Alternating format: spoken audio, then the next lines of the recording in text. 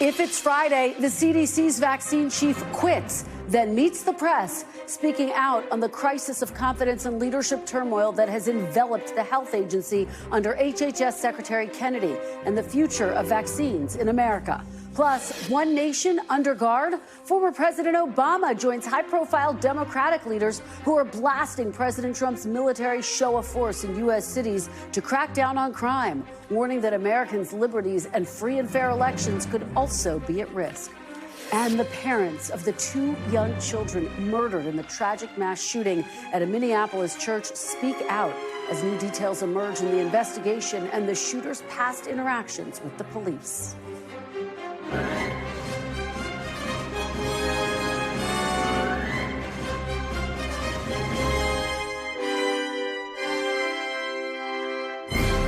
Welcome to Meet the Press Now. I'm Kristen Welker in Washington, where President Trump is testing the boundaries of his power, seemingly trying to silence his dissenters and ousting top officials at some of the nation's most crucial and historically independent agencies. Today, attorneys for Federal Reserve Board Governor Lisa Cook were in court arguing the president overstepped his authority when he tried to fire her this week over allegations of mortgage fraud, allegations she denies. Now, removing Cook would create a vacancy as President Trump is pressuring the central bank to dramatically slash interest rates. The judge did not rule today on whether she would temporarily block the president's firing. Meanwhile, the showdown between the White House and top public health experts is intensifying today following the firing of CDC Director Susan Minares. 4 other top CDC officials resigned in protest, and I'm going to speak to one of those officials in just a moment. Former CDC Acting Director Richard Besser telling Meet the Press yesterday that he spoke to Minares and that her firing came after she refused to follow directives from Health and Human Services Secretary Robert F. Kennedy Jr. Take a look. What she said to me is that she had a couple lines in the sand, which is so critical when you're in these roles. She said she would never do anything illegal and she would never do anything that ran counter to the science. And she said the secretary asked her to do both. The president is now tapping Secretary Kennedy's deputy, Jim O'Neill, to replace Minares. Current and former CDC employees rallied outside the agency headquarters yesterday as the leaders who resigned warned about the weaponization of the country's public health. You are the people that protect America, and America needs to see that you are the people that protect America. Americans have to trust CDC. We have to get the trust back here. I believe in our scientists. We need our leaders above us to believe in CDC and stop saying question the experts. Let's get the politics out of public health. Yeah. Let's get back to the objectivity and let the science lead us, because that's how we get to the best decisions for public health. Now, as President Trump pushes to stack historically independent and apolitical parts of the federal government with loyalists, his supporters argue that it's the president who knows what's best for the country, whether it's on public health or the health of the economy. We need to look at the priorities of the agency. If there's really a deeply, deeply embedded, I would say, malaise at the agency.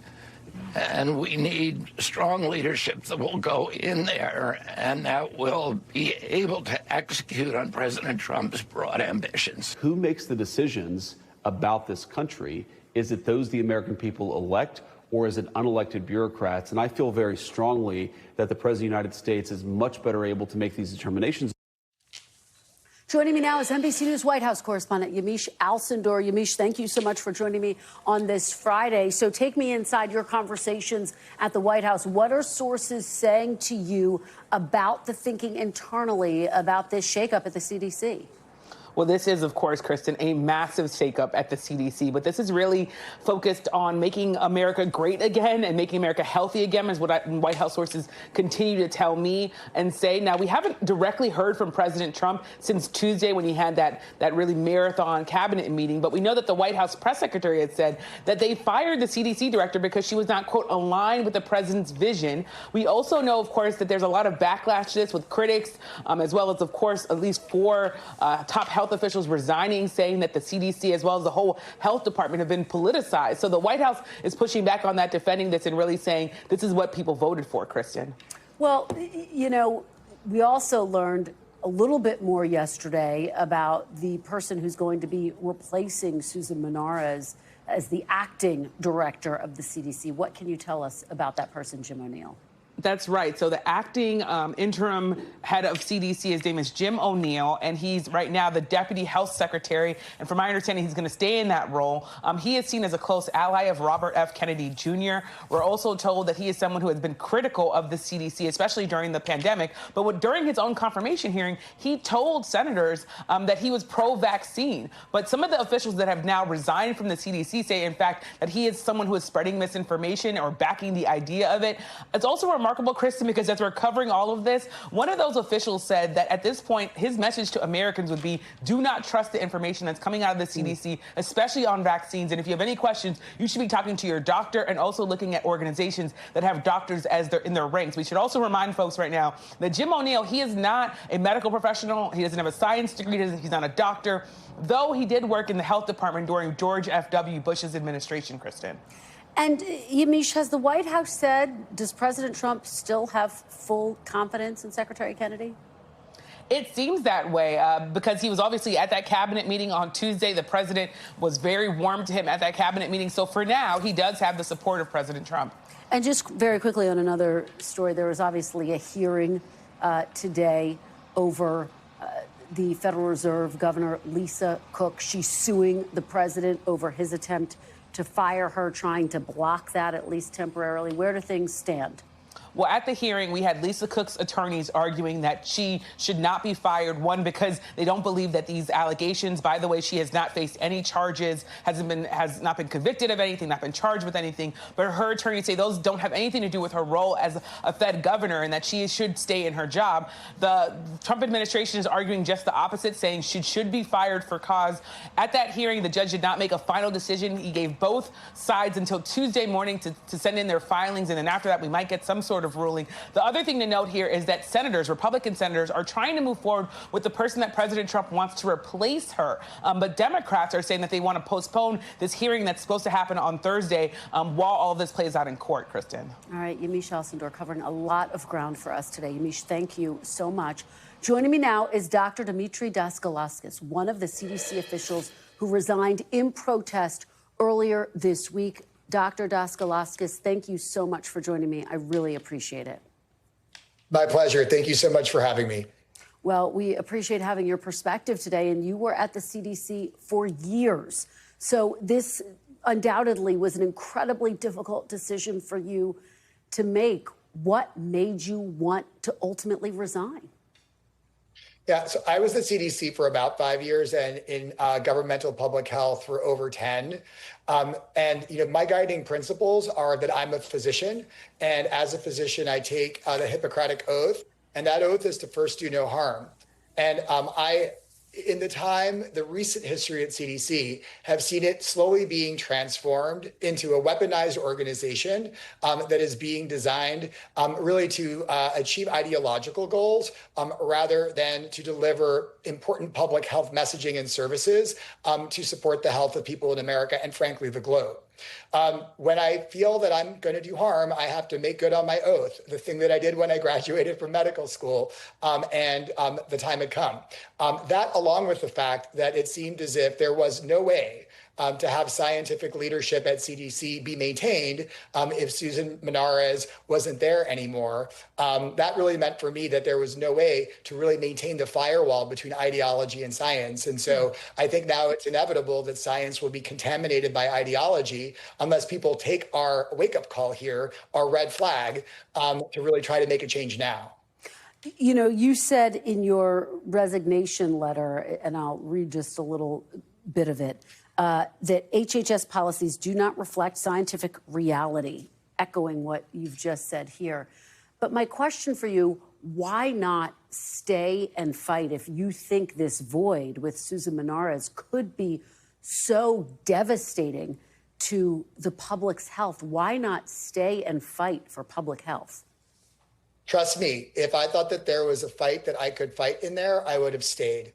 And the reality is that there is now an irresistible force that is going to make it impossible for CDC to maintain the validity of its science against ideology, especially in the vaccine space, given what I'm seeing from HHS leadership. I stayed there during some really complicated times under the current secretary. I managed to sort of toe the line and make sure that we were able to end a measles outbreak in the US, the largest in the history since elimination, by really towing the line and making sure vaccines were first, but that we really created communication and strategies that also aligned to his vision. The list, we received a directive about changing COVID-19 vaccine for children and for pregnant women, and we were able to do that in a way that maintained access. I don't see a way out. If there are documents that make someone on the ACIP who doesn't really demonstrate any experience or belief in science, as far as I can see, makes them my boss and is the person who can direct the staff over and above the director of the CDC, and whose job it is to prevent CDC bias from entering the work group that will make very important recommendations to the Advisory Committee for Immunization Practices when that bias does not exist. What that means, rather than prevent CDC bias, is allow their bias to influence the science. And there's no way out when it is, in fact, codified in policy. So just the bottom line here, do you believe the public will be able to trust the information coming out of the CDC moving forward? Yeah, I mean, I really hope that the answer is yes, but I don't think that it's going to be possible, especially in the vaccine space. I think that there has already been some attacks that are making me very concerned. Of course, there's some physical attacks that we can talk about that were related to vaccine mis and disinformation.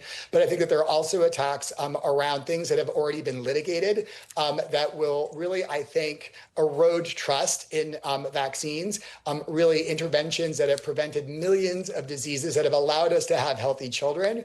And so I do think that that's not the source that you should go to right now. You should cross-check it with your clinician. Talk to your doctor, talk to your pharmacist, see how they're interacting with their professional organizations. Ask them, what do you think about the Pediatric Association's guidelines around COVID vaccines and maybe other vaccines? I think it's really time to take this with a grain of salt, because I think that the data that's going to be used to make these decisions is going to be compromised, because there's no way that it is going to be protected from ideology. Just to boil down what you're saying. Unless we make a change, unless there's a change. Well, and to boil down what you're saying, Secretary Kennedy has long pushed the disputed claim that there's a link between vaccines for children and autism. This has been debunked by the science for the past more than 2 decades now. Is that the crux of your concern? And is that the crux of the argument with Susan Menares, that there's going to be an attempt to push that type of policy forward, an ideology forward? I mean, let's make a list. The secretary went on a video and said that that mRNA vaccines didn't do anything in the pandemic, and they're the most dangerous vaccines known to humanity. That's wrong. That's untrue. The vaccines for COVID helped end the pandemic, and their safety track record is strong. There are safety issues. Yes, people do have adverse events. There's no such thing as a zero-risk vaccine, nor is there such a thing as a 100% effective vaccine. So that's number one. We can also talk about the fact that, there is, I think that we have signals that there's going to be retrofitting of data or analyses of data that really aren't based in any good scientific methods, that are going to come to a conclusion that something is causing autism, as well as other diseases related to vaccines. I think alum is going to be pointed at. That's another part of the vaccine that makes sure that it causes the immune system to react appropriately to protect people from the pathogen that they're being vaccinated against. They're going to have a story about alum. They already had a story about thimerosal that led to the removal of thimerosal from the 4% of influenza vaccines that had it. That's not a very big win. based on science that is really debunked. The FDA website right now has a website that is very clear showing that thimerosal, that preservative, does not have any adverse events associated with it, especially in the space of autism and other neurocognitive issues. Nevertheless, because there's a half-truth somewhere in there that maybe it's great to prevent having people being exposed to anything extra that they don't need, we get to the place where a hunch is enough to remove a vaccine from the market. That is not a good precedent. Let me ask you about comments that you recently made in which you said that Secretary Kennedy has never been briefed by your group on COVID, measles, other viruses. Can you explain that? Did you reach out to Secretary Kennedy? Were briefings offered to him? Did he refuse them? What exactly does it mean that Secretary Kennedy was never briefed? What did that look like? Yeah, I'll start by saying I've never met Secretary Kennedy. I wasn't there when he visited CDC after the attack, the gun attack on CDC, through his staff, some of which have been fired, others who are still there. Every time I met with them in any space, I said, we would love to brief the secretary, especially on topics that are important and are higher profile and important to the health of America. I thought that it was great to offer a briefing on measles. That was not something that we were ever allowed to do. I offered briefings on H5N1, on bird flu. That was not taken up. I said, we're happy to talk about vaccines in general. And that was through some of the folks that work in his office of the secretary. I offered those at senior leader meetings at CDC. There were many people present. You can ask Dr. Howery, you can ask Dr. Jernigan, and it was crickets. We heard nothing back. So he has never been briefed by any of the CDC experts on any of these diseases, specifically vaccine preventable diseases, which seem to be a pretty significant piece of his agenda. What do you think are the implications of Secretary Kennedy never having been briefed on a range of different diseases that could be prevented by vaccines? Yeah, I mean, I think that the question that everyone should be asking is, if you're not being briefed by your experts, who's briefing you? Where are you getting your information? I think I gave the example of what we heard about mRNA vaccines from the secretary, that they didn't help anything in the pandemic and that they were the most dangerous vaccine known to humanity. But we also had the secretary saying that the measles, mumps, rubella vaccine caused more harm than it does good. We also heard from him that it doesn't last long enough, or it has that there's waning immunity, and that's contrary to anything that our experts would say to him. So I don't know where he's getting that information. If I were still there, I would offer in the same spirit. I would love to give him the opportunity to hear from the people who are the world experts.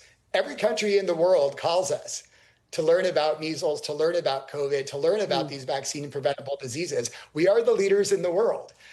It's strange that our own secretary won't listen to our experts and says it very clearly. Don't believe the experts. Well, let me ask you, as we look forward, the president has tapped HHS Deputy Secretary Jim O'Neill to be the acting CDC director. What do you make of that decision, that choice? Just as I did with the secretary, I always give people, really the benefit of the doubt and a chance. And I'll just put us in a time machine. When the secretary started, he gave an address to HHS saying that he was coming in with no preconceived notions and wanted us to approach him in the same way. And I did that, trying to sort of meld our science with what his vision is. And I'll say the same with Jim O'Neill. I don't know him. I'm not familiar with his resume. I understand that he is not a scientist, but has some experience in governmental public health at HHS. So I hope that he, in those experiences, understands the importance of engaging with scientists and really supporting the science so that America's health can be optimized, so that people know what to do with the best science, so they don't get sick from any of these infections. And though I talk about infectious diseases, CDC does a lot more. Follow the science on how to prevent overdose, follow the science on how to prevent injury, follow the science on how to prevent chronic diseases. And my hope is that someone who's a leader of large organizations, which he has been, will understand that the best thing to do is listen to your experts. If I became the CEO of a hedge fund, I would definitely want his advice. Very quickly, before I let you go, Senator Bill Cassidy, who is a doctor, expressed real concern over the firing of Susan Menares. And he said, quote, "I'm committed to the president's vision, which is why the HELP Committee will conduct oversight." Do you have confidence that Congress can conduct effective oversight over the decision to fire Susan Menares? So I'm an American, and I believe in the power of our system. I believe in the power of the people that we elect. I believe in their vision, and I believe in their ability to make a change. So I'm here with no job, raising a red flag in the hope that those red flags really inspire the right action from our elected officials. So, again, just like I walked in optimistic with the secretary, and I'm optimistic with the acting director of CDC, I'm going to be optimistic as well that these folks will do the right thing and make sure that they protect the health of America rather than focusing on ideologies or other agendas. All right. Dr. Demetre Daskalakis, thank you so much for joining us and sharing your perspective. We really appreciate it. Thank you so much for having me. Have a nice day. You too. Joining me now is Dr. Paul Offit. He is the director of the Vaccine Education Center and infectious disease physician at the Children's Hospital of Philadelphia. He also is a former member of the Advisory Committee on Immunization Practices to the CDC, also known as ACIP. Thank you so much for joining us, Dr. Offit. We really appreciate it. Thank you. I have to start off by just getting your reaction to everything we just heard from Dr. Daskalakis. What do you make of his perspective and his decision to resign? Well, it's an impossible position. I mean, on the one hand, if you stay, it's going to be very hard to in any way get your point across. On the other hand, if you leave, you do get to make a statement to outline just how difficult things are right now. What worries me is what was said at the end there. I mean, it's true that Senator Cassidy, I guess now with the Finance Committee meeting, will be meeting on September 4th to oversee RFK Jr.'s actions. But I think that RFK Jr. has learned very early on in his tenure that he basically is free from federal oversight. I mean, when he was confirmed, within 2 days of that confirmation, there was the start of a measles epidemic in West Texas, which has now involved probably close to 5,000 people. There's been 3 deaths, which equals the total number of deaths from measles over the last 25 years. We've had 2 little girls, healthy little girls, die. That's the first child death since 2003. And what did RFK Jr. do? He went on national television and said falsely, measles vaccine kills people every year. Measles vaccine causes blindness. Measles vaccine causes deafness. And measles itself, the virus itself, can prevent cancer and heart disease and autoimmune disease. All of that is dead wrong. That right there should have ended his tenure. That right there should have had Senator Cassidy, who supposedly has an unprecedentedly close relationship with Robert F. Kennedy Jr. He should have walked into President Trump's office and say, this is not the guy. I think when nothing happened then, RFK Jr. knew that he could do whatever he wanted.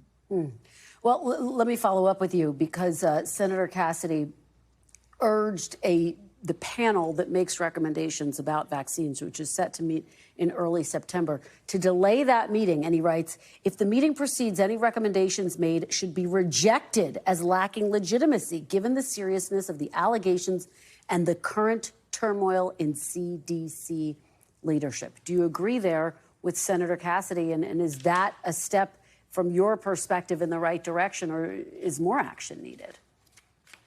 Well, I certainly agree. I also don't think it's going to happen. I mean, when on June 9th, Robert F. Kennedy Jr. fired the 17 members of the Advisory Committee for Immunization Practices, claiming that they were all in the pocket of industry, when that wasn't true. What he did was he eliminated expertise. He eliminated a group of people who had tremendous expertise that had been giving us good advice. He then replaced those people with 7 people who are far less capable of giving us good advice, who, frankly, some of whom were anti-vaccine activists and science denialists. When they then met, like the end of June, June 28th, June 29th, Senator Cassidy said, I want to delay that meeting until we have better representation. That never got delayed. So I think, although he is in a powerful position, he hasn't in any sense really exercised that power. Well, do you think, and I guess what would your message be to the public? Because you just heard Dr. Daskalakis raise questions about whether the information coming from the CDC can be trusted. What is the public to think? What information can they trust as they make their decisions about whether to get vaccines this fall? I think you can't really trust the Advisory Committee for Immunization Practices. I think you can't really trust the CDC right now because it is being run by a man who for 20 years has been an anti-vaccine activist, science denialist, and conspiracy theorist. He is that same person. He is a vigorous anti-vaccine activist, and he will do everything he can to make vaccines less available, less affordable, and more feared. So who can parents turn to? Look, for example, at his choice to stand up in front of the public at the end of May and say in a 1-minute video on X, we are not recommending the vaccine for pregnant women. Well, we're the only country in the world that doesn't consider pregnancy a high-risk condition for COVID. Of course, you should give COVID vaccines to pregnant women. And so what happened, the American College of Obstetrics and Gynecology immediately stood up and said, that's wrong, and you need to do this. And similarly, the American Academy of Pediatrics, when Secretary Kennedy said that he wasn't recommending the vaccine for young children, in direct contradiction to data that had been presented to the CDC showing that thousands of young children, half of whom were healthy, were admitted to the hospital. 1 in 5 would admitted to the intensive care unit, and 152 children died last year from COVID. So the American Academy of Pediatrics stood up and said, COVID is a serious disease for unvaccinated young children, and we need to vaccinate them. So we're turning now to our professional societies, our medical societies, our scientific societies to get good information, because it is not the CDC, it is not the Advisory Committee for Immunization Practices, because it's being run by someone who has a clear anti-vaccine bias and doesn't follow the science. All right, Dr. Offit, thank you so much for joining us and helping us to break down all of this really important information. We really appreciate it. Thank you. Coming up, former President Obama joins a growing chorus of Democratic leaders warning that democracy itself is in danger. Plus, politics unguarded. Former Vice President Kamala Harris is about to speak out on a high-profile book tour as President Trump cancels her Secret Service detail after it was extended under President Biden. Stay with us. You're watching Meet the Press Now.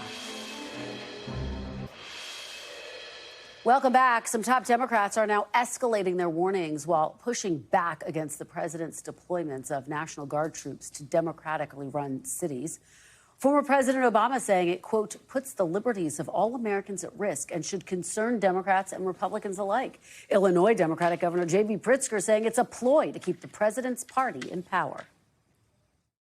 This is a part of his plan to do something really nefarious, which is to interfere with elections in 2026. He wants to have troops on the ground to stop people from voting, to intimidate people from going to the voting booth. So take note. That is what this is all about. And California Democratic Governor Gavin Newsom going further, saying the president is mobilizing a private police force to seek an unconstitutional third term. I don't think Donald Trump wants another election. You think for a second I have 24 Trump 2028 hats. His folks keep sending me. People actually think this guy's serious about having another election? You think he's joking about 2028? You think when he brings foreign leaders to the Oval Office and he goes to the White House store, have you seen this? Anyone? Is it just me? And he shows them the 2028 hats? He's not being serious? Wake up. You will lose your country. Joining me now on set is Susan Page, Washington bureau chief for the USA Today, former Maryland Democratic Congresswoman Donna Edwards. She's also an NBC News contributor, and Republican strategist Matt Gorman. Thank you for being here on this very busy Friday.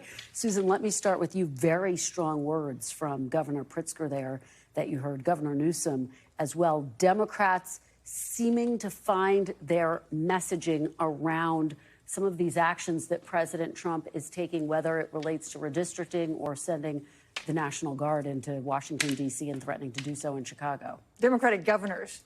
I mean, there is still not a sense that Democrats in Congress have shown the kind of leadership, gotten the kind of traction that we see starting to sprout up in these states with Democratic governors, Wes Moore, J.D. Pritzker, Newsom, of course. And by the way, the other thing they share, a desire to run in 2028 for president. Just a small little thing that they share. Donna, to that point, let's put this poll up. This is the Emerson College poll, and it kind of shows you the traction that Governor Newsom has gotten in recent months. Take a look at June, 12%, August, 25%. The other candidates basically stayed the same. That's a massive jump from June until August. It kind of underscores the fact that he has been out front on these issues as the opposition to President Trump, really. Well, and it also shows that voters out there want somebody who's going to stand up against this president. And so it's not a surprise to me that Newsom's numbers have gone up so significantly. It's a sign that people want somebody who's ready to fight. And Newsom demonstrates just about every day, if you follow his X feed, that he's ready to fight against this president. Yeah, I mean, Matt, he has taken President Trump head on, whether it is his social media feed, whether it's comments like that, like take what he's saying about running for 2028 seriously. How are Republicans responding to all of this privately? I mean, are they cheering privately, saying, great, Gavin Newsom, governor of California? It's a great foil for us. And look, as a former Jeb Bush staffer, I can tell you, polls a couple of years out don't mean that much. Yeah, but, fair enough. But no, it's a good foil for us, too, right? And he has been for a while. The governor of California, he looks the part. He looks like a politician, but he can command attention. He understands that in the age of Trump, you need to get attention on yourself. He's tried several tactics to do that. But look, it's a long race. I think guys like Wes Moore and others are kind of trying to be the the tortoise to Gavin Newsom's hair in this. Yeah, I mean, Newsom not afraid to go on Fox, not afraid to really meet Republicans where they are, which has differentiated him, Donna, for quite some time, I think, with some of the other Democrats who are now starting to ramp up their strategies. Well, I think, again, he's demonstrated that he's prepared to go toe-to-toe, and he'll do it in any forum. And look, I've got family members sending me his memes and tweets and everything else. And so it's showing to me that that's really getting out into the ordinary ether. All right. Well, Susan, the other Democrat who we've been watching this week, former President Obama, he has inserted himself into this redistricting battle and talking about the broader democracy. Let's take a look at what he had to say recently. We're facing an existential threat to our democracy, and we need your help. If you want your voice to be heard in next year's midterm elections and beyond, help us meet this moment and preserve our democracy. Susan, what do you make of this? He's choosing his places to speak out very carefully. He's not, for example, doing a bunch of interviews. If he were, hopefully he'd be sitting here doing one with me, but that's not happening. But he's very targeted, and yet it is a break. It's a departure from tradition. Former President George W. Bush, for example, did not speak out during Obama's presidency. I don't think this is Barack Obama's choice. I don't think he thinks, oh, I would love to be in there fighting against Donald Trump. I think he is watched with concern, kind of a void in Democrats kind of struggling since the election to figure out what attack they're going to take against him, how to effectively respond to him. And there is no more respected Democrat in the country than former President Obama, and that's why I think we're starting to hear more from him. Yeah, Matt, what's the impact? Because he is the biggest voice still, I think, in the Democratic Party to come forward and insert himself in this moment. Could there be a rallying effect of him coming forward? And is that something that could backfire for Republicans? There's diminishing marginal returns. The more he does it, the more he just becomes like anybody else. You see, that's number one. And number two, to borrow a phrase, right? If it's Friday, our democracy's at stake. We hear this all the time, and it really becomes white noise. We hear it all the time.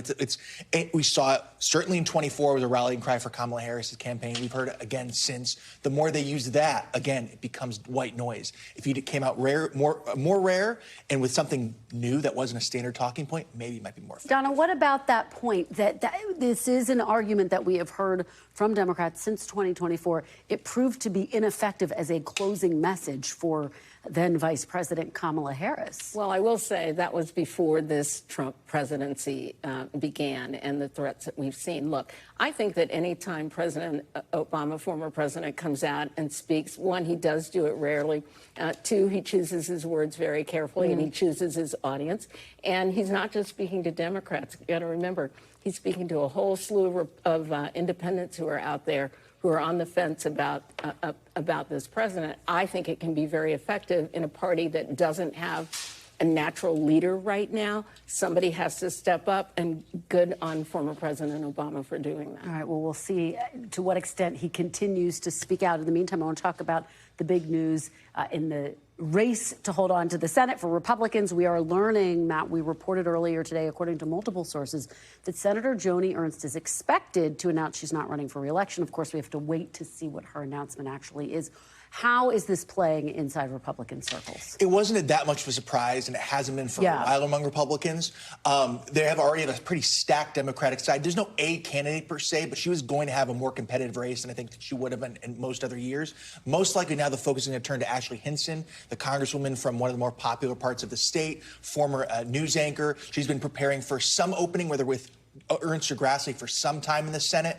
I expect folks to unite around her pretty quickly. And, Donna, the fact that you have Democrats lining up to try to take on this seat, though, pretty reliably red seat, what is the potential strategy to try to take on an Ashley Hinson, for example, if she were to step into the race? Well, look, I think whenever there are any of these openings, it is a natural opportunity for Democrats in this environment. The question is going to be choosing the right candidate to take on anyone in a state that has been more reliably Republican. Susan, talk more broadly about this likely decision by Senator Ernst. She's someone who's a military veteran. She's been quite outspoken on a range of different issues impacting veterans and service members.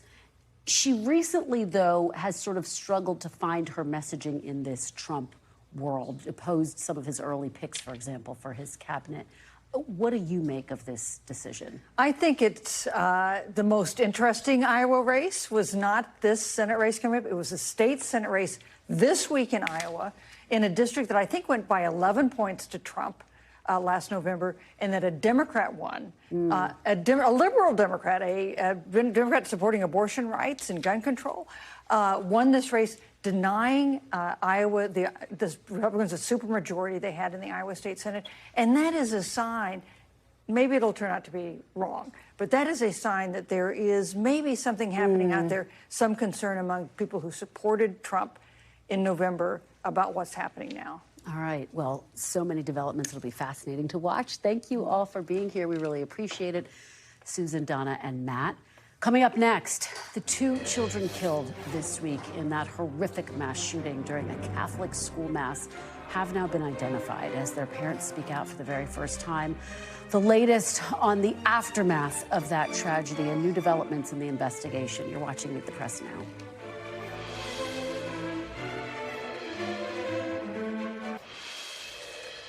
Welcome back. We now know the identities of the 2 children killed in the horrific shooting at Annunciation Catholic School in Minneapolis earlier this week. They are 8-year-old Fletcher Merkel and 10-year-old Harper Moisky. In a statement, Harper's parents described her as bright and joyful, whose laughter, kindness, and spirit touched everyone who knew her. Fletcher's father also delivering an emotional statement yesterday, remembering his beloved son. Fletcher loved his family, friends, fishing, cooking, and any sport that he was allowed to play. While the hole in our hearts and lives will never be filled, I hope that in time our family can find healing. Please remember Fletcher for the person he was and not the act that ended his life. Give your kids an extra hug and kiss today. We love you, Fletcher. You'll always be with us. It's just so devastating to hear from him. Joining me now is NBC News correspondent Shaquille Brewster in Minneapolis. Shaq, I know that the whole community is hurting. Take us to the ground there. How are people coping, and what more are we learning about the victims? Well, you're really getting the idea that the families, the loved ones, the community want these 2 kids to be remembered as beautiful little kids who were doing nothing wrong. They were at school, they were sitting in a church. I'll tell you, that's what's bringing so many people out here to the vigil behind me. I want you to take a look at it here right now, because this is a scene that we've been seeing really throughout the day. People coming here, dropping flowers, lots of hugs, lots of tears as they've been thinking about and paying the respects for those who were lost in Wednesday's shooting. And let's remember, there's also folks who are still hospitalized right now. We got an update from the hospital, the main trauma center here in Minneapolis, and we learned that the patient count is down from 9 yesterday to 5 today, but there's still one young girl who is still in critical condition. So that's why you have many members of the community calling for those continued prayers, calling for the thoughts as this community not only just grieves, but also does what it can to come together. Absolutely. And we're also learning some new details about the shooter. What can you tell us about the status of the investigation? Yeah, we just listened to a press conference with city officials and members of local law enforcement. No significant updates, with the exception of the deputy police chief saying that they have made contact with both parents of the shooter. That's notable because it was about 24 hours ago where we learned that they were still waiting to make contact with the shooter's mother. NBC News also obtaining search warrants showing that police had an interview with the father of the shooter who told them that the shooter recently went through a breakup. We also know that they obtained and recovered from the home of the father another tactical vest as well as some digital devices, all as investigators try to figure out why exactly this happened. We know that they're going through those writings that we talked a little bit about yesterday, incredibly disturbing, but showed that this was a shooter who was obsessed with mass shootings and also, and I should say specifically, school shootings, and really had a heart, as described by investigators, a heart full of hate. All right, Shaq Brewster, thank you so much for that really heartbreaking update. We really appreciate all your reporting on the ground there. Coming up, federal immigration authorities are set to ramp up raids in Chicago as the administration faces a setback in Florida, where the controversial detention center, Alligator Alcatraz, is being forced to close due to a court order. We'll explain and get the latest from Julia Ainsley. You're watching Meet the Press Now. Welcome back. We're following multiple developments in President Trump's nationwide crackdown on undocumented immigrants in the U.S. Chicago is bracing for a surge of federal agents into the city starting next week to carry out deportation operations. Law enforcement officials telling NBC News the plans involve ICE, Border Patrol, and other agencies. Meanwhile, in Florida, the immigration detention center dubbed Alligator Alcatraz will be empty in just a matter of days following a federal judge's order to wind it down in response to a lawsuit filed by environmental groups and a Native American tribe. Joining me now with the very latest is NBC News senior Homeland Security correspondent Julia Ainsley. Julia, thanks so much for joining me. Let's start with Chicago. What exactly do we know about this upcoming operation from the White House? Why Chicago? Well, it should be ramping up next month, Kristen, and we expect them to be using a naval base just north of the city in order to bring in more officers and agents from around the country. We expect them to be Border Patrol. It should be people from Homeland Security Investigations and ICE, and as well as other federal agencies that we've seen swarm in. Now, the difference here from what you've seen in Washington, D.C. is that we don't expect local police to be helping them. That's because Chicago is sticking to its sanctuary city policies, and they are not going to be cooperating with ICE. In fact, that's one of the reasons it has continually been targeted. It was one of the first cities where they did operations at the beginning of this administration. Tom Homan talks about Chicago all the time, and recently, when the governor of Illinois said that he didn't want National Guard, and the mayor of Chicago said that they did not want ICE to increase operations there, he shot back. Here's what he had to say. And so when you get pushback as you head into Chicago from people like Mayor Johnson, what's your message to the mayor?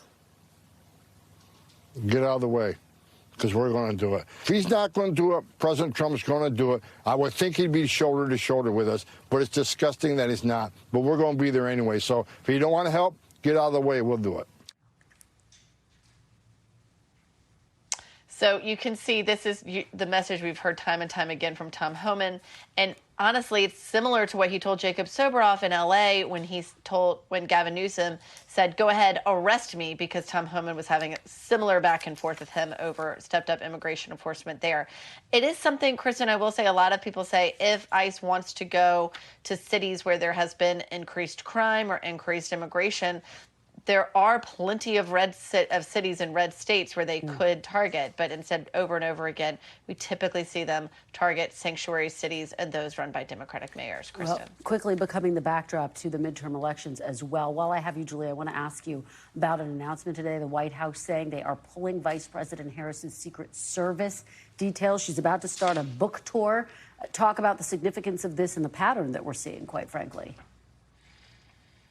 Well, significant, certainly the timing you just laid out with that book tour. It's an international book tour. She would definitely need more protection at that point. And of course, she was his running mate, so it's not like she's any vice president who just left office. She's a lot more public scrutiny. But this is a pattern. There's a long list of people who President Biden wanted to see protection extended for, and he asked for extensions of up to 6 months for many people leaving office. People like Homeland Security Secretary Ali Mayorkas, people like his adult children, Ashley and Hunter Biden, and systematically, Trump has shut down and denied them that kind of security, unlike what Biden did for Trump when the shoe was on the other foot.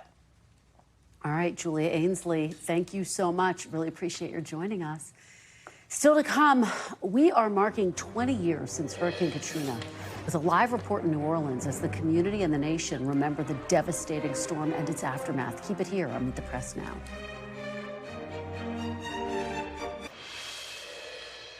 Welcome back. Turning now to a somber milestone. Today marks 20 years since Hurricane Katrina. The deadly Category 3 storm made landfall, devastating the Gulf region, especially New Orleans, where large portions of the city were completely underwater. To date, it is still the costliest storm in U.S. history. Joining me now is Priscilla Thompson, who's in New Orleans to mark this somber anniversary. Priscilla, what is the mood like there today? Yeah, Kristen, commemorations have been going on throughout the day today as the city and the community here seeks to remember the lives lost and also to celebrate the rebirth that continues today.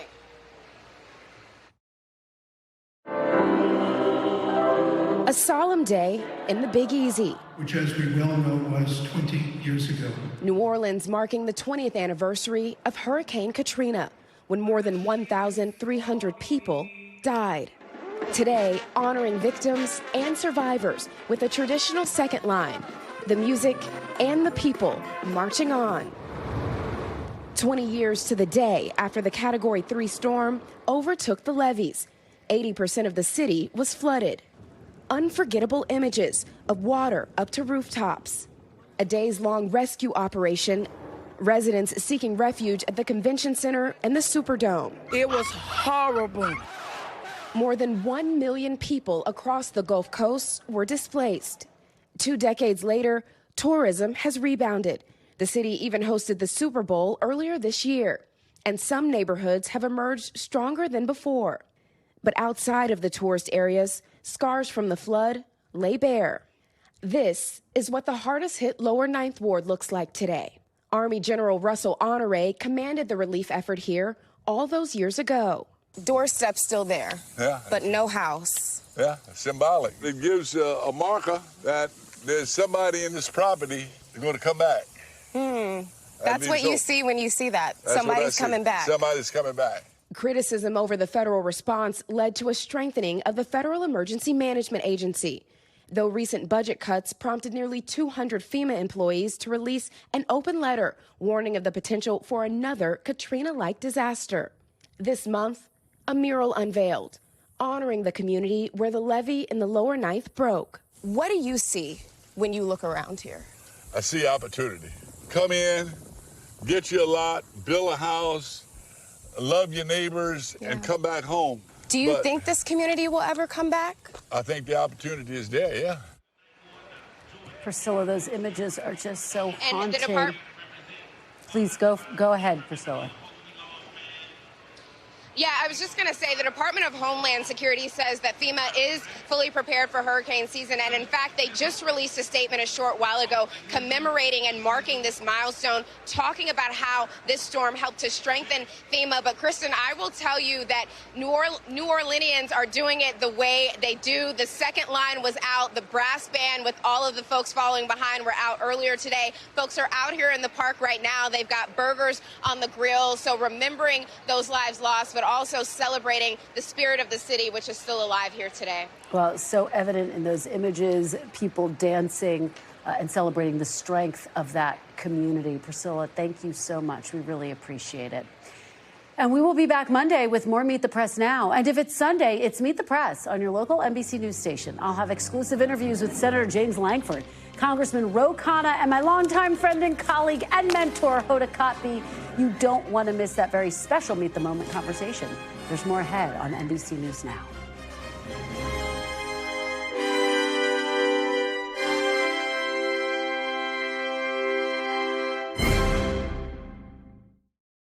We thank you for watching, and remember, stay updated on breaking news and top stories on the NBC News app or watch live on our YouTube channel.